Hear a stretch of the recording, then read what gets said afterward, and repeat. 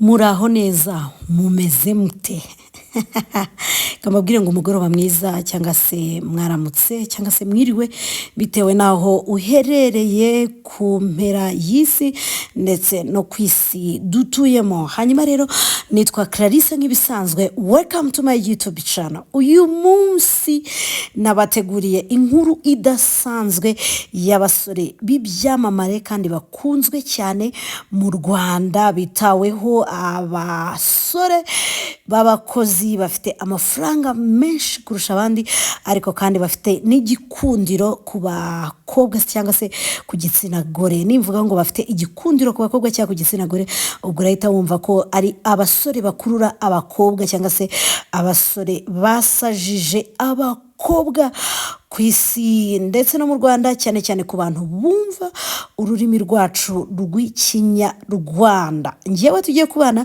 nitwa Clarisse. Kora subscribe hanyuma mpere kuri uyu musore witwa Franka.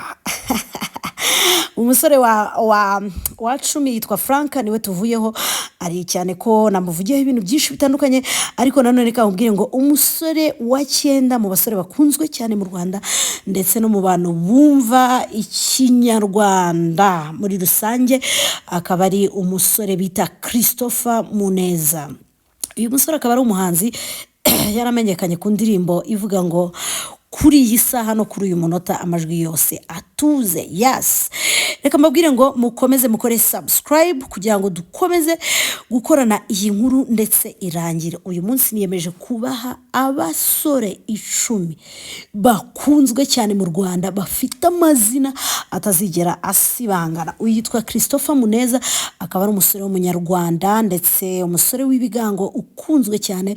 Uyu musore mu gihe cye kuva yatangira umuziki nyarwanda yakomeje kugaragarizwa urukundo n'abafana, cyane cyane higanjemo igitsina gore, dore ko uyu musore ku myaka ye mitoya cyane bigana n'igihe amaze mu muziki, uyu musore yabashije gukora ibitangaza byinshi, aho yagiye no guhatanira irushanwa rya Primus Guma Guma Superstar. Uyu musore rero akaba ari umwe mu basore basohora indirimbo zikunzwe cyane. Nimvuga ngo indirimbo zikunzwe cyane, ubwo urumva ko ari indirimbo zahogoje abantu kandi zitandukanye. Ku mwanya rero wa 8 turahasanga umusore Felix. Yes, uyu musore nawe akaba ari umusore wamenyekanye cyane kuri TikTok bitewe n'uburanga bwe ndetse n'igihagararo cye ndetse n'imiterere ye n'inseko ye bishamaje. Uyu musore yagiye akomeza gukora amavideo atandukanye asubiramo indirimbo z'abandi kuri TikTok, biza gutuma yigarurira imitima y'abanyarwandakazi ndetse n'abantu bose bumva ururimi rw'Ikinyarwanda muri rusange, abakoresha TikTok ndetse na Instagram. Uyu musore akaba yaribasiye abakobwa cyane. Nimvuga abakobwa cyane, ubwo wumve ngo uyu musore yarakunzwe karahava, cyane ko bamwe cyangwa se abenshi mu bakurikira imbuga nkoranyambaga ze, iyo ugiye muri comment usanga benshi bavuga ngo nagukunda cyane, umpaye amahirwe tukabonana, byaba ari ibitangaza. Uyu rero akaba yaje kwisanga ku rutonde rw'abastari mu Rwanda, cyangwa se abatipe bakiri bato bafite ibigango ndetse bakunzwe cyane n'igitsina gore mu Rwanda. Kandi usibye no kuba umusore yarakoresheje TikTok nk'urubuga rwamufashije kumenyekana ndetse no kugaragaza uburanga bwe n'igihagararo cye, uyu musore akaba tuwakora n'umwuga wo gufotora, cyane cyane ko yagiye agaragara mu gufotora abastari batandukanye ndetse no mu my event akomeye. Akaba ari umucuti ya hafi cyangwa se ikomeye cyane n'umusore bita Eva Film, akaba ari umusore uherutse kwerekeza mu gihugu cya Amerika, aho yagiye gukomereza ubuzima bwe busanzwe hamwe n'umuryango we. Hanyuma rero uyu musore si ibyo gusa, uyu musore akaba n'inshuti ya hafi y'uwo twakwita ngo The Ben cyangwa se Tiger B. Uyu musore rero ndamubatuye kuri iyi nshuro. Rero harakurikiraho umusore twavuga ngo n'umusore ukunzwe cyane muri iyi minsi. Uyu musore akomeje kwiharira abanyarwandakazi. Yo nkunda Roskana sana kandi kuva zamani. Yes. uyu musore akaba ari mu basore cyane bakunzwe, akaba ari umusore ukomeje kwigarurira imitima ya benshi, dore ko yatangiye akorana indirimbo na Element, iyo yaje kwita ngo Fou de Toi, ari nayo yaje kuzamura izina rye cyane. Kuri ubu akaba ari umwe mu basore twavuga b'abahanzi nyarwanda b'abahanga, ariko kandi bafite uburanga ndetse n'igihagararo bikurura abakobwa cyane. Akaba ari n'umwe mu basore tutatinya kuvuga ko yishoboye, afite ibiceri bye rwose bimubeshaho umunsi ku wundi. Uyu akaba ari umusore ukomeje guhogoza abakobwa mw'abantu mwe. I'm telling you ko uyu mwana ararenze. Muri iyi minsi rero akaba afite indirimbo iri kurya hit yitwa ngo Molera. Yes, ntabwo nzi kuririmba cyane, ariko indirimbo ze ndazikunda kandi ndazikurikirana, aho akunda kuvuga ngo Molera, Molera mama, urenda kunsaza. Wallahi, uyu musore ari mu basore twavuga ngo baraza gusaza Kigali mu minsi iri imbere. Uyu musore kandi usibye no kuba ari umuhanzi, azwiho kuganira cyane. Uyu musore azi kuganiriza abakobwa cyane, azi kuganira ndetse no kuvuga neza. Ni umusore uzi kwipresenta nk'uko yabigaragaje mu kiganiro yagiranye na Miss Muyango, ikiganiro akora cyitwa The Date cyangwa se Who is my date today. Akaba ari umwe mu basore bagaragaye cyane, ndetse banatuma ikiganiro kiboostinga bitewe n'uburyo yigaragaje muri icyo kiganiro ndetse n'uburyo yacyitwayemo. Akaba ari umusore uzi gutera imitoma, abenshi bamuba hafi bavuga ko ari umusore rwose aramutse akugiye mu matwi wahita wiruka. Yes, cyangwa se wahita usara, kubera ko ijwi rye n'uburanga bwe ndetse n'uburyo akoramo utuntu twe rwose atuje, ubona ko ari umusore umuntu wese atapfa gucika, cyangwa se umukobwa wese. Yes, uyu rero akaba ari umwe mu basore bari kuducanga mu maso. Hanyuma harakurikiraho umusore Kimomo cyangwa se Loki Kirabiranya. Uyu ninjya kumuvugaho ndamuvugaho ibintu byinshi cyane, kandi njya kumuvugaho ndamuvugaho umwanya. Reka nibwirira abantu bakomeje kudukurikira ngo mukore subscribe kuri channel yanjye ya Mugeni Clarisse, hanyuma nkomeze kubaha ibiganiro. Yes, kandi wibuke gukanda like, uduhe na comment kugira ngo ikiganiro gikurikira tuzakivugeho neza. Hanyuma ngaruke ku musore wacu Loki Kimomo cyangwa se Kirabiranya. Uyu akaba ari umusore wamenyekanye cyane mu gusobanura filime nyarwanda, zirimo za filime Nzovu yakinagamo, baho bamwitaga Maître Nzovu. Hanyuma kandi usibye n'ibyo gusa, akaba ari umwe mu basore dufite b'abasobanuzi b'abahanga hano mu Rwanda, basobanura filime zakozwe ku isi hose ndetse bitangaje. Usibye kuba uyu musore ari umusobanuzi wa filime, icyo filime dukunze kwita ngo agasobanuye, uyu musore akaba afite n'indi mpano ye yihariye yo kugira ibiganiro acisha kuri YouTube channel yitwa Loki Kirabiranya cyangwa se Loki Kimomo. Uyu musore akaba ari umwe mu basore bazi kuba ari inkuru, kandi baba ari inkuru bitondeye, bize neza, basomye, basobanukiwe, iteguye ku buryo bw'ubuhanga, aho yagiye abigaragaza mu biganiro bye byinshi byagiye bitandukana. Reka mbabwire ngo uyu musore usibye kuba ari umwe twavuga ngo mu bastari bari kwisonga cyangwa se bakunzwe, uyu namwe ni umwe mu basore bakunzwe cyane n'abakobwa, kandi n'umwe mu basore bakora cyane kugira ngo batere imbere. Ariko mu mvugo ye nyinshi cyangwa se mu biganiro bye bya buri munsi, muri filime asobanura day by day, uyu akaba ari umwe mu basore bakunda kugaragara cyane, bagaragaza ko bakijijwe cyangwa se bizera Imana. Wakwibaza ngo nukubera iki abogamiye cyane kuba Kristo? Ese kuki atari umusiramu cyangwa atari iki? Ibi ngibi reka tuvuge ngo abikomora ku babyeyi be cyangwa se kuri karande, kuko numurokore cyangwa se twavuga ngo umusore ukijijwe ukunda kuvugana ubushishozi mu magambo avuga, cyane ko iyo ari gusobanura filime akunda kugira abantu inama. Yes, Loki Kimomo rero yamenyekanye mu gihe cyashize, aho twakita ngo ni 2013, 2012, 2015, ariko izina rye riza kubuminga cyane muri za 2016, 2017, 2018, aho yakomeje kugaragara avuga ku mafilime bitandukanye. Reka tuvuge rero ngo abakobwa mwese mwakunze rero ko ikimomo ntabwo mwibeshye. Yes, kuri iyi nshuro rero turahasanga umusore wacu The Trainer ku mwanya wa gatandatu. Uyu akaba ari umwe mu basore, reka muvugeho nitonze kuko uyu musore nawe ni igitangaza.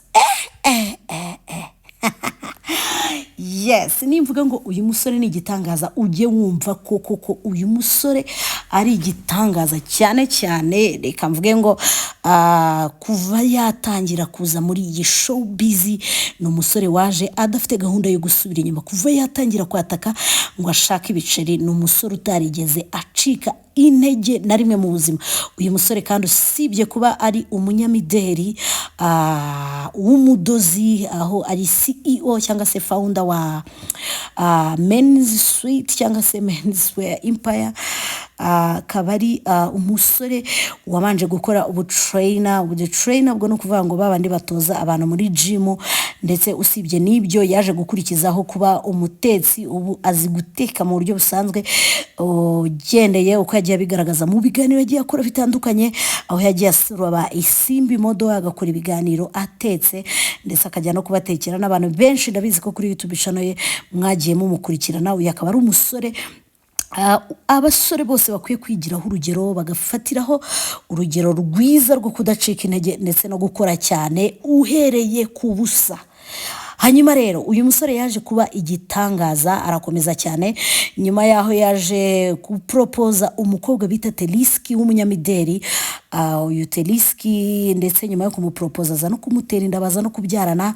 Haza kubamo ibibazo bimwe na bimwe twavuga ngo byaje kubaviramo kudakomeza ubuzima bwabo bari hamwe. Ubwo nimvuga kudakomeza ubuzima bari hamwe, ubwo no kuvuga ngo niba umusore yagutereye ivi habakurikiyeho kubana nk'umugore n'umugabo. Hanyuma rero byaje kurangira adafashe inshingano zo kuba umugabo, ariko afata inshingano zo kuba umupapa. Ibyo byamugize umunyembaraga cyane, hanyuma bimuha n'imbaraga zo gukora cyane.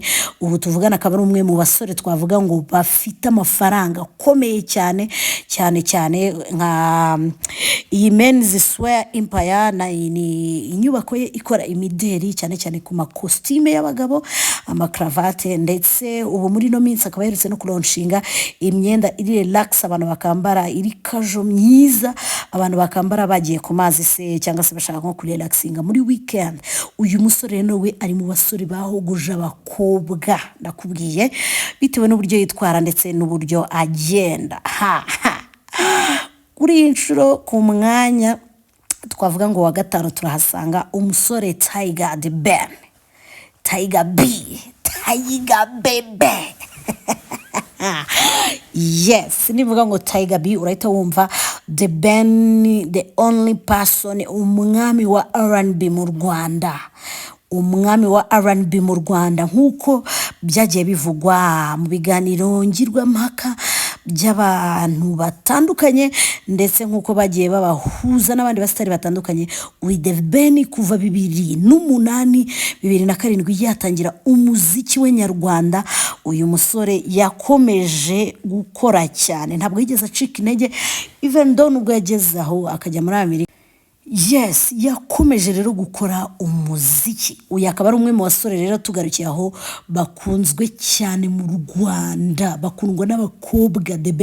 The Ben akundwa n'abakobwa kugeza n'ubu yashatse abakobwa baba bakimugera amajanja. Reka mbabwire ngo uyu musore kuva yatangira muzike kugeza ubu ahageze, afite igikundiro kidasanzwe, dore ko ari umwe mu basore bafite impano yo guca bugufi no kuvuga amagambo makeya, ndetse kandi abenshi bakunda kuvuga ko ari umusore utazi kwivugira, bakunda kuvuga ko ari umusore utazi kwisobanura cyane, kuko atari ibintu bimuranga bitewe n'uburyo yitwara yo n'uburyo avuga muri societe na ego yiwe, igihagararo, taye ye. Abakobwa benshi baramukunze ndetse baranamuserera cyane ku buryo buri wese yibazaga ngo Tiger B azashaka umukobwa umeze ute.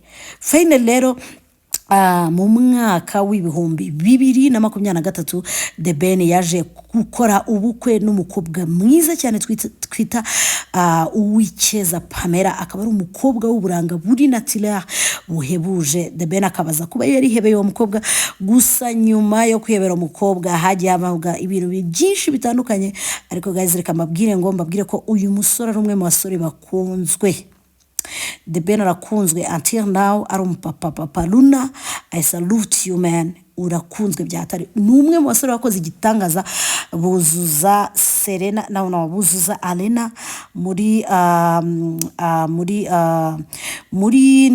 Christmas na muri ubwo ni Christmas cyangwa ni the beginning of the year kuri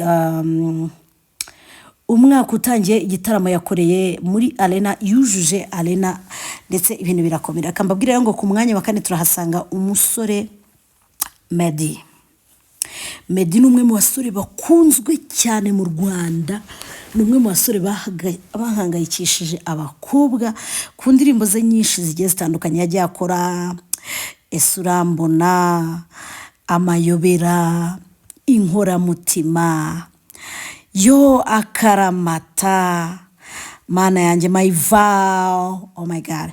Yagiye akora indirimbo nyinshi zitandukanye z'urukundo. Ako uyu musore nababwira ngo niwe musore nabonye wakunzwe n'abakobwa nk'uko byagiye bigaragarwa aho yajyaga ajya gutaramira. Akenshi we na The Ben iyo yaririmbaga abakobwa bagwaga ibihumure kubera kubakunda cyane. So uyu musore rero nawe yaje kwisanga ku rutonde, cyangwa se uyu mugabo, dore ko kuri ubu amaje kwibaruka kabiri, n'umudamu we w'umunyetiyopiyakazi, aho bakoze ubukwe muri Leta Zunze Ubumwe za Amerika, ari naho uyu musore asigaye yaba. Ubu ngubu rero kandi akaba yaravuye mu muziki wa Sekira, akaba yaragiye muri gospel, aho yakomereje umuziki we. Mu minsi ishize abantu baherutse kuvuga ko ashaka no kuba umupasiteri bitewe n'uburyo ari kugenda yitwara ndetse yagura imikorere cyangwa se ubusabane hagati ye n'Imana Nyagasani. Uyu musore rero witwa Ngabo Medard akaba yaramenyekanye mu mwaka w'ibihumbi 2007, 2008, 2009, aho yasohoye indirimbo ye ya mbere akiri umwana cyane yise ngo Ngirira Ubuntu ya gospel. Hanyuma byaje gukomeza hajya ku Mayobera, akora indirimbo nyinshi zitandukanye zagiye zimwongerera urukundo n'abafana. So muri industry rero reka mbabwire ngo turacyafite icyizere cyuko tugifite imizi ya music yacu iri kuva ku baririmbyi cyangwa se ku bahanzi bazima. Reka tuvuge ngo kude chapeau Meddy, kuko igihe cyose Meddy yarari mu muziki yatumye abafana bishima, atuma abantu banezerwa, atuma abantu bakomeza kubaho kandi bakunze umuziki. Yes, reka mbabwire ngo rero Ngabo Medard ubu nawe numwe mu bantu twavuga ngo bakunzwe cyane rwose, kandi bakundwa n'igitsina gore inshuro nyinshi. Nibo bagaragaje amarangamutima yabo cyane kugeza nubwo yashatse, yamara no gushaka nabwo yasohoye indirimbo. Ngira ngo mujya mubireba, indirimbo ye ishobora kurara yujuje views miliyoni ku munsi gusa kubera urukundo rw'abafana. Yes, reka rero mbabwire ngo Ngabo Medard kuri ubu ari muri gospel song, ahari kugenda akora indirimbo zitandukanye, dore ko mu minsi yashize yagiye akora tour yo muri Leta Zunze Ubumwe za Amerika, akora tour mu makaritsiye yose cyangwa se mu migi imwe n'imwe igize Leta Zunze Ubumwe za Amerika, aho yakoreraga igitaramo cye cyo kumurika album ye nshyashya. Yes, nivuga ngo ni album ye nshyashya, yari album ya gospel cyane ko ari nabyo amaze iminsi avugwamo. Reka tumubwire rero ngo kuhaje ukomeze inzira watangiye, Nyagasani muri kumwe, dore ko atajya atererana abayo kandi ahora ari maso imbere cyane tukuri inyuma nk'abanyarwanda. Yes, hanyuma reka mbabwire ngo ku mwanya wa gatatu turahasanga ku mwanya wa gatatu turahasanga icyamamare Element. Yes, umusore w'umunyarwandakazi, umwana w'umushi uturuka i Cyangugu. Yes, uyu mwana w'umusore yaje i Kigali atangira umuziki we ari umu DJ cyangwa se no pardon ari umu producer akora indirimbo z'abahanzi aho yari afite logo ye itangira buri ndirimbo ivuga ngo ele. Rero yaje kugenda akora indirimbo imwe abona irabostinze ndetse akomerezaho akomeza gukora umuziki kandi ashishikaye. Hanyuma uyu musore bivugwa ko ari umwe mu basore bakunzwe cyane mu Rwanda, cyane cyane ko iyo ugiye wumva ibiganiro by'abakobwa aho bari gutaramira bavuga abahanzi, uyu musore ntabwo ashobora kubura mu basore bakunzwe mu Rwanda. Yes, ntibishoboka rwose. Uyu musore akaba ari umwe mu basore bagaragaye muri Fudetwa, agaragara mu ndirimbo nyinshi zitandukanye ze izajya akorana na The Band, izajya akorana na oh my god na Bruce Melody, hanyuma agenda akorana indirimbo na Loskana, agenda akora indirimbo ze bwite yihariye, hanyuma ibintu biragenda bibi bisazi kuko mu minsi yashize yaje no gukorana indirimbo na The Band hamwe n'umuhanzi wundi w'umusore twavuga ngo muri iyi minsi nawe uri kubica bigacika avuga amazi yateke.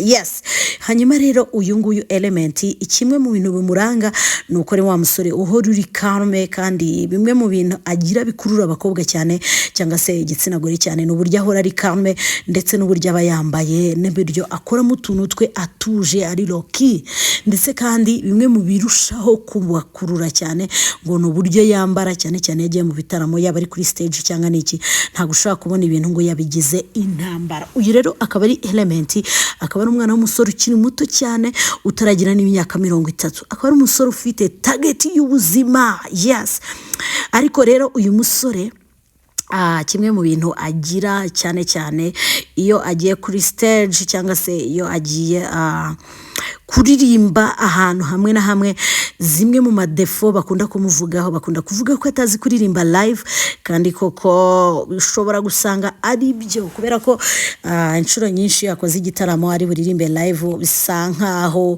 ubona ko atari impano yo kuririmba live. So bamuharira umuziki ariko banamuharire kuba akunzwe cyane. Uyu musore iyo yagiye kuririmba ahantu nkuko twagiye tubigaragarizwa i Bugande n'ahantu henshi hatandukanye yagiye akorera ibitaramo, wajyaga usanga uyu musore ikintu gitangaje kuri we no kuntu abakobwa ndetse cyangwa se igitsina gore cyane aricyo cya appreciatinga ibikorwa bye cyane cyane. Hanyuma rero ikindi kintu gitangaje kuri Element ngo nuko baje gusanga kundana na papa we cyane, aho ari nawe twavuga ngo barasa ijana kwijana. Muri iyi minsi rero afite akarimbo gakunzwe kavuga ngo Masa yera. Yes. Reka babwire ngo ku mwanya wa kabiri turahasanga umusore twakwita ngo ni Israel Mbonyi. Oh my god. No, let me take a time to breathe. Oh my god, oh my god, oh my god. Yeah, this is my first time ngiye kuvuga ku muhanzi wa gospel ukunzwe, ukiri mutoya, wiyubaha, ufite favor y'Imana, ukundwa n'aba oh my god. Yeah. Anyway, reka mvuge ngo ngabanye ibintu bibisazi cyane cyangwa se byibikabyo, mvuge ku muhanzi twese dukunda kandi twubaha, umusore ukiri mutoya cyane rwose, umusore utari Mariya, umusore ukiri ingaragu, umusore ufite impano, umusore usenga, umusore ukijijwe, umusore wubaha, umusore wumvira, umusore ufite amafaranga, umusore w'icyamamare, umusore uhora yishimye, umusore wuzuza arena. Oh my god, uyu mujama kumuvugaho nibisazi nibitangaza. Ya reka tugaruke kuri Mbonyi, ufite inkomoko mu Banyamurenge, twavuga ngo umunyamurenge ariko umunyarwanda, akaba ari umuhanzi wa gospel music cyangwa se indirimbo zihimbaza Imana. Uyu akaba yaramenyekanye cyane muri za 2015 aho yatangiriye ku ndirimbo zitandukanye, mugende mubwira babaye ngaho, mugende mubwira babaye, muhumurize abakomeretse. Yes, musaraba nahakuye indirimbo. Yo, uzo ni zimwe mu ndirimbo ze yagiye aririmba, akomeza kuri album Naraye ku marembo y'ijuru, akomeza ku cyambu. Uyu ni umwe mu basore bafite amateka muri gospel music, kuko niwe musore wahinduriye gospel amateka. Kuva uyu musore yafata microphone akayoboka studio agatangira kuririmba indirimbo zihimbaza Imana, niwe musore wa mbere wujuje arena arayipfuka, abantu babura aho bishyura, binjira kandi bishyuye amatike arashira, ibintu biradogera. Uyu musore ni umwe mu basore bakora igitaramo bakabona abantu babasanga ari benshi, ndetse kikitabirwa uko byagiye bigaragara mu bitaramo byagiye bitandukanye, aho abantu bagiye bavuga ngo mbese uyu musore ni iki. Bamwe mu bakora imiziki nyarwanda bakeka ko uyu musore rakorera ku miti, abandi bakavuga ngo uyu musore n'umukozi w'Imana, abandi bakavuga ngo uyu musore arakunzwe koko byanyabyo. Uyu musore rero yagiye akunda kuvugwa mu rukundo n'umukobwa umwe uba muri Leta Zunze Ubumwe za Amerika, ariko nubwo yabivuzweho uyu musore yagiye abihakana, ndetse akabihakana yivuye inyuma. Hanyuma rero ibyo ntago byamubujije ariko nanone gukomeza gukora cyane kugira ngo muzike cyangwa se umuziki nyarwanda ukomeze urusheho gutera imbere. Reka mvuge ngo abantu mutazi uburyo bwo gusenga bwa nyabwo, cyangwa se abantu mwagiye mufite impano zo kuririmba ariko bikaza kurangira muvuga ngo dufite ikibazo cyo kwandika n'iki, reka mbabwire ko Israel Mbonyi we asoma Bibiliya, hanyuma yamara gusoma Bibiliya akandika ibyo ashaka kuririmba. Yes, indirimbo ze nyinshi hafi ya zose ziganjemo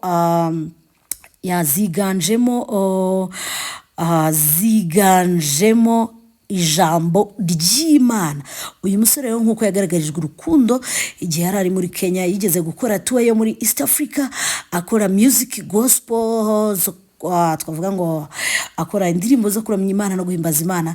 Yagiye asanga hari abantu benshi bakoze indirimbo ze mu ndimi zo mu bihugu byabo. Reka rero tuvuge ngo kudeshapo kuri Mbonyi, kandi amahirwe masa, Imana izaguhe umugore muzima kandi ugukunda. Yes, tugere hano rero ku mwanya wa mbere mw'abantu mwe twaje kuhasanga Murindahabi Irene. Uyu akaba ari umunyamakuru cyangwa se umunyamakuru w'Isibo TV, hakora ikiganiro hamwe na ba Phil Peter, icyo twakwita ngo ni The Choice. Hanyuma usibye no kuba akora ku Isibo, uyu nawe akaba ari CEO w'ikinyamakuru cya M Irene Empire cyangwa se M Empire, aho akora ibiganiro bitandukanye, agira abatumirwa bahoraho. Mana yanjye, akora ibintu by'ibitangaza. Uyu musore kuva twamumenya ntabwo ari wa musore twavuga ngo arasanzwe, kuko uyu musore yibitseho impano nyinshi zitandukanye, cyane ko nyuma yo kuba ari umunyamakuru ari n'umwe mu ba sponsor cyangwa se mu manager b'abahanzi bamwe bakomeye. Uyu M Irene impamvu yisanze ku mwanya wa mbere nuko afite izina riremereye, ariko mu bahanzi bose nakubwiye, bose mu basitari bose nakubwiye, niwe musitari wenyine wabashije gufata abantu bakiri bato abahindurira ubuzima, abubakira amazina aremereye, kandi yifashishije ikofi ye, nta bundi bufasha akenewe.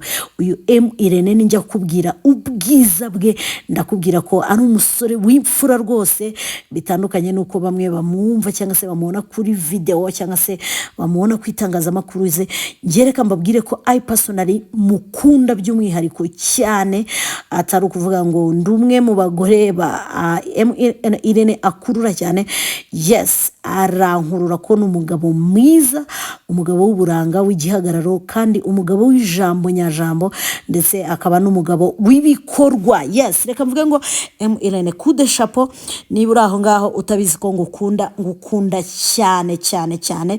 Sindagira amahirwe yo guhura n'uyu mugabo, ariko ngize icyo nsaba Imana, nayisaba ko uyu mwaka wa 2025 utazarangira ntahuye nawe. Yes, muri make reka mvuge ku buzima bwe bwite ndetse no ku bugabo bwe bwa nyabwo namubonyeho nk'umunyamakuru wigenga, ndetse kandi umunyamakuru wahereye hasi akiyubaka kurinda ageze ku bigwi bikomeye. Uyu munyamakuru yafashe umusore twita Niyo Bosco utaruzwi w'impumyi utari ufite icyizere cy'ubuzima ariko afite impano.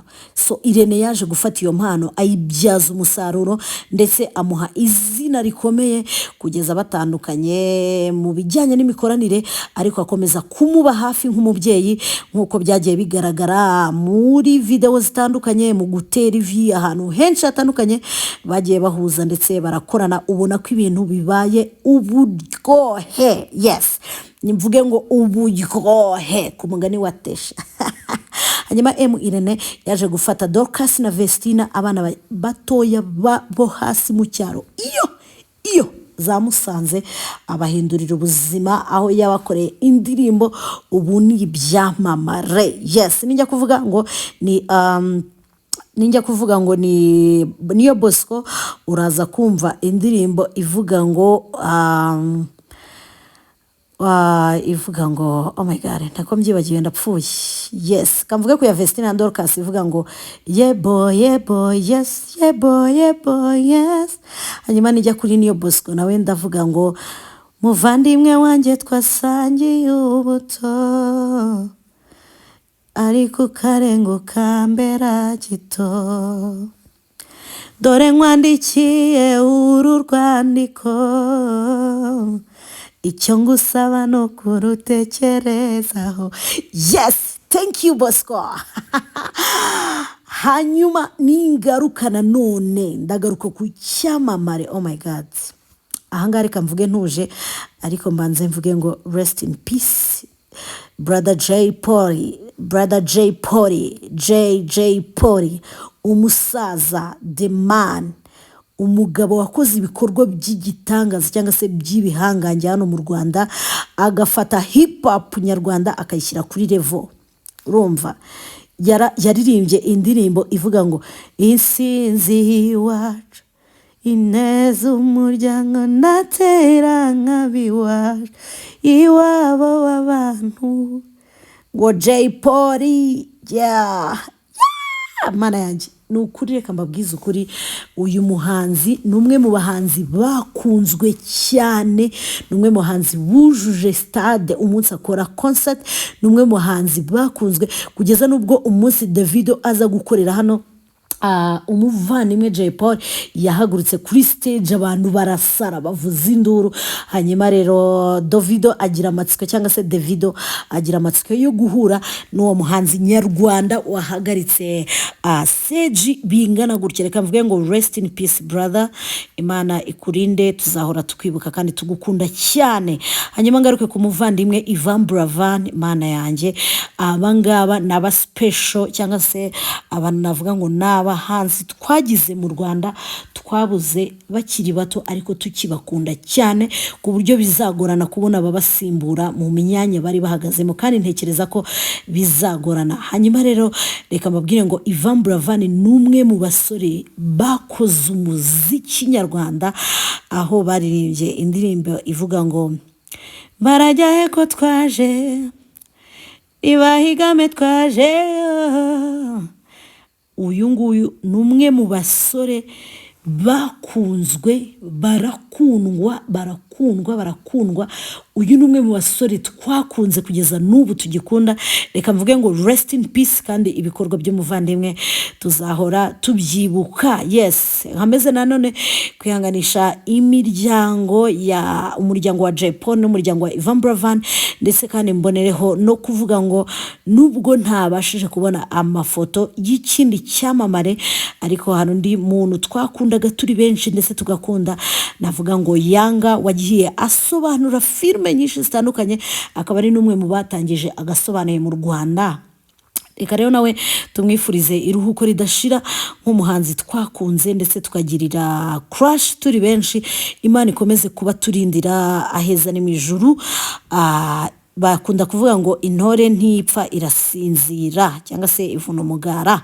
Imana rero ibarinde, ariko nagira ngo mbwire abanyarwanda ko aba nabo ni bamwe mu bahanzi twagize dukunda cyane bagize uruhare rukomeye cyane kuri music industry.